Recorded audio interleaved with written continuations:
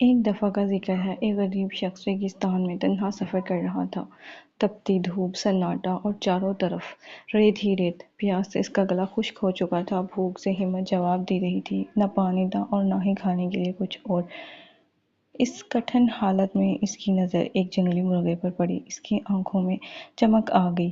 اسے دیکھ کر اس نے خوش ہو کر کہا، چلو کھانے کو کچھ تو ملا، قسمت میں جو ہو وہ مل ہی جاتا ہے۔ مگر اسے کیا معلوم تھا کہ وہ مرغا بھولے گا۔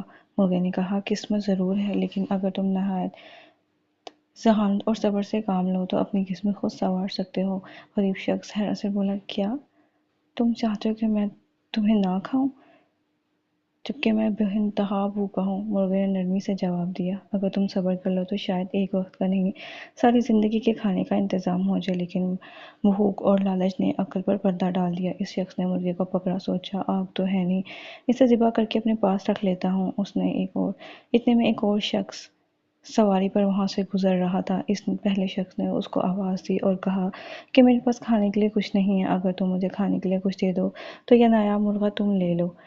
اس نے فوراً اس کو وہ کھانے کے لیے دیا اور مرغا اس سے لے لیا۔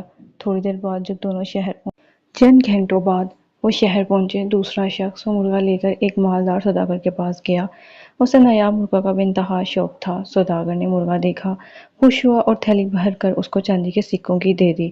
وہ خوشی سے پھولا نہ سمایا، کھانے کا سامان خریدا، کپڑے اور باقی پیسے بھی بچا لیے۔ اب آتے ہیں پہلے شخص کی طرف۔ وہ شہر میں داخل ہوا، مدد مانگی، لوگوں نے اسے سوداگر کے پاس بھیج دیا۔ سوداگر نے کہا، میرے پاس کام ہے، مرغوں کی دیکھ بھال کرو، میں تمہیں 3 وقت کا کھانا دوں گا۔ وہ مان گیا۔ جب وہ مرغوں کے پنجرے کے پاس پہنچا تو اس نے ایک جانی پہچانی سی آواز سنی۔ وہ مرغا اس کے اوپر ہنس رہا تھا۔ دیکھا، تم نے مجھے قسمت سمجھ کر کھانا چاہا، مگر نہ صبر کیا اور نہ ذہانت سے کام لیا۔ اب دیکھو، تم دوسروں کے محتاج ہو اور جس نے صبر کیا وہ مالدار ہو چکا ہے۔ پہلا شخص شرمندہ ہوا اور دل ہی دل میں بہت پچھتایا۔ اس کہانی سے ہمیں پیارے بچوں یہ سبق ملتا ہے کہ صرف قسمت پر بھروسہ کافی نہیں ہوتا، صبر اور ذہانت سے ہم